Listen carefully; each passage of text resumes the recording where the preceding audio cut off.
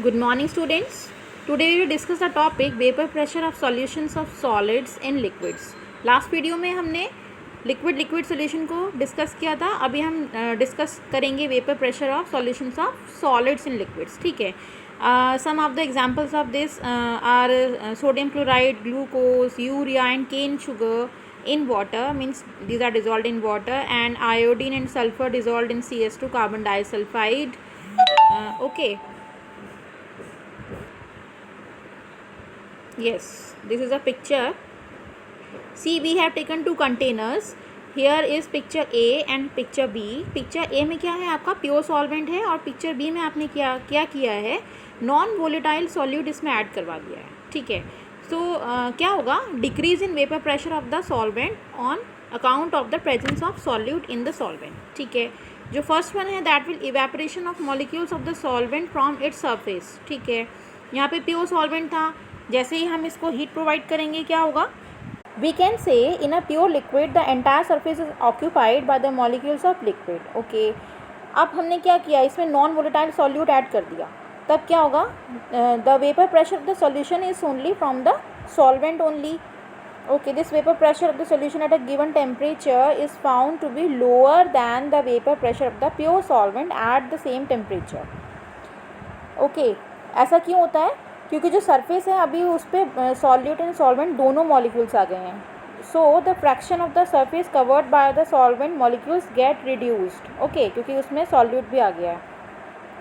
And the number of solvent molecules escaping from the surface is reduced, so the vapor pressure will be reduced. See, in figure B, in a solution, solute particles have been denoted by, and they also occupy part of the surface area. Okay, now come to the next one. We have taken a binary solution here, solvent by 1 and solute by 2. ठीक है. When the solid is non volatile लेते हैं, तो जो solvent molecules हैं वही vapour phase को present करेंगे, and they will contribute it to. Okay. So according to Raoult's law it will same denotion P1 directly proportional to X1. Proportionality constant हटाएंगे तो P1 naught. Okay. Here will be the proportionality constant, means P1 naught is the vapour pressure of the pure solvent. Plot लगा लेंगे vapour pressure और mole fraction के बीच में, तो then it will be a linear one. Okay. Now ideal and non ideal solutions. क्या होता है, liquid solutions can be classified into ideal and non ideal solutions on the basis of Raoult's law. Okay. So what are the ideal solutions? The solutions which obey Raoult's law over the entire range of concentration. ठीक है. जो भी solution Raoult law को follow करेंगे वो ideal solution होंगे. Okay. इनकी दो इंपॉर्टेंट प्रॉपर्टीज़ हैं. The enthalpy of mixing of pure components to form the solution is zero. Mixture की एंथैल्पी भी ज़ीरो रहेगी, और मिक्सिंग वॉल्यूम भी ज़ीरो रहेगा. ठीक है. Delta mix H zero, delta mix V will also be zero. Means no heat is absorbed और evolve when components are mix. बात कर रहे हैं यहाँ पे आइडियल सोल्यूशन की. ठीक है. And the volume would be equal to the sum of the volumes of two component, that also be zero. क्या होता है इसमें, what was the reason behind that. At molecular level ideal behaviour of the solutions can be explain by consider. हमने दो components ले लिए A and B. Pure components के form में क्या करेंगे, the inter molecular attractions okay will be of types A and B, right. While in binary solution, अगर हमने प्योर कंपोनेंट लिया है तो इंटर मॉलिकुलर अट्रैक्शन कैसा रहेगा, A एंड B रहेगा. ओके. बाइनरी सोल्यूशन की बात करें तो इंटरेक्शन कैसा रहेगा, AB टाइप रहेगा. If intermolecular attractive forces between AA and BB are nearly equal to those between AB. Okay. AA and BB के बीच में जो भी फोर्सेज हैं वो AB के इक्वल हैं, then it will lead ideal solution. ठीक है. कोई भी सोल्यूशन आइडियल परफेक्टली हो ये रेयर होता है, लेकिन कुछ सोल्यूशंस जो हैं नियरली बिहेव करते हैं, like solutions of N-hexane and N-heptane, bromoethane and chloroethane, benzene and toluene fall into this category. These are the most important examples of this. ये एग्जाम में पूछ लिए जाते हैं. Now come to the non-ideal solution. Non से समझ में आ रहा है, solution does not obey Raoult's law over the entire range of concentration. ठीक है. The vapor pressure of such a solution is either higher or lower than the predicted by Raoult's law. ठीक है. या तो हाई रहेगा या तो lower रहेगा. हायर के केस में क्या होगा, the solution exhibits positive deviation, ठीक है। डेविएशन का मतलब क्या है, जो स्टैंडर्ड कंडीशन होनी चाहिए उससे वो पॉजिटिव वे में डेविएट कर जाएगा। While it is lower it exhibits negative deviation from Raoult's law. See example देख लेते हैं। Mixture of ethanol and acetone, ठीक है, ये पॉजिटिव डेविएशन शो करते हैं। In pure ethanol molecules are hydrogen bonded, ठीक है। ऑन एडिंग एसीटोन, अब एसीटोन ऐड कर रहे हैं, क्या होगा, its molecule get in between the host molecules, ठीक है। एसीटोन के मॉलिक्यूल्स किसके अंदर जाएंगे, इथेनॉल के अंदर जाएंगे, एंड इथेनॉल का जो हाइड्रोजन बॉन्ड है वो ब्रेक करने की कोशिश करेंगे। तो ये जो इंट्रैक्शन वीकनिंग की प्रोसेस है, इसमें क्या होगा, ये सॉल्यूशन डेविएट हो जाएगा पॉजिटिविटी की तरफ टूवर्ड फ्रॉम राउल्स लॉ, ठीक है। In a solution formed by adding carbon disulphide to acetone, एक और एग्जांपल लिया, the dipolar interaction between solute solvent molecules are weaker than the respective interactions among the solute solute and solvent molecules, ठीक है। तो इसमें आपका positive deviation show होगा। See the picture of this, here we have taken a plot between vapour pressure and mole fraction, okay. जो A picture है उसमें आप देख रहे हैं जो लीनियर लाइन जा रही है, लीनियर लाइन से ये अबव फॉर्म में आ रहा है, अबव इसका ये जो ग्राफ आ रहा है ये वाला, और ये वाला जो ग्राफ आ रहा है मीन्स P1 और P2 के लिए, तो ये हो जाएगा आपका पॉजिटिव डेविएशन, और जो B है वो डाउनवर्ड्स जा रहा है, तो ये हो जाएगा आपका नेगेटिव डेविएशन, ठीक है। नेगेटिव डेविएशन देखिए, it is a mixture of phenol and aniline. In this case the intermolecular hydrogen bonding between phenolic proton and lone pair on nitrogen atom C, phenol C6H5OH and aniline C6H5NH2। Intermolecular hydrogen bonding रहेगी phenolic proton और lone pair on nitrogen atom of aniline is stronger than the respective intermolecular hydrogen bonding between similar molecules, ठीक है। तो जो phenolic proton और lone pair on nitrogen के बीच में जो बॉन्डिंग रहेगी that will be more stronger, ठीक है। Similarly a mixture of chloroform and acetone forms a solution with negative deviation from Raoult's law. This is because chloroform molecule is able to form hydrogen bond with acetone molecule as shown in this figure. See, this is the acetone CH3 COCH3 and this is CHCl3, okay, ये hydrogen bonding होगी। This decreases the escaping tendency of molecules for each component and consecutively the vapor pressure decreases resulting in negative deviation, ठीक है। तो ये क्या होगा, vapour pressure negative की तरफ शिफ्ट हो जाएगा।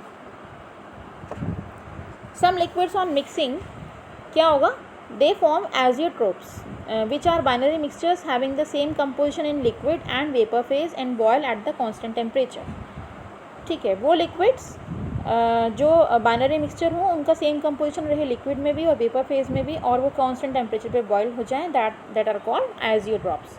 इन such cases it is not possible to separate the components by fractional distillation, separate नहीं कर सकते हैं। ये दो टाइप्स के होते हैं, minimum boiling and maximum boiling azeotrope. The solutions which show a large positive deviation from Raoult's law form minimum boiling azeotrope. जो large positive deviation देंगे Raoult's law से, they will form minimum boiling azeotrope. For example, ethanol water mixture, ठीक है, on fractional distillation gives a solution containing approx 95% by volume of ethanol. Once this composition known as azeotrope has been achieved, the liquid and vapor have the same composition and no further separation occurs, ठीक है। आप ethanol water को further आप separate out नहीं कर पाएंगे, right. And जो negative deviation देंगे वो होंगे maximum boiling azeotrope, like nitric acid and water is an example of this class. This azeotrope has the approximate composition 68% of nitric acid and 32% of water by mass, ठीक है। Boiling point दिया है 393.5 kelvin. These examples are very much important, exam में पूछ लिए जाते हैं। Now come to the colligative properties, most important properties, ठीक है। ये जो प्रॉपर्टीज़ हैं basically that depends on the number of solute particles.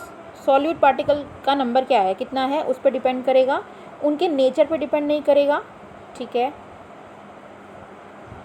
C, when a non-volatile solute is added to the volatile solvent, तो जो वेपर प्रेशर था वो decrease होने लगा था, okay. There are many properties of solutions which are connected with this decrease, okay. C. Relative lowering of vapor pressure of solvent, depression of freezing point, elevation of boiling point, osmotic pressure. These are all colligative properties. ठीक है, ये दो word से मिलके बना है को and लिगैरे. को मीन्स लैटिन फॉर्म है फ्रॉम, को मीन्स टुगेदर एंड लिगारे मीन्स टू बाइंड. ठीक है.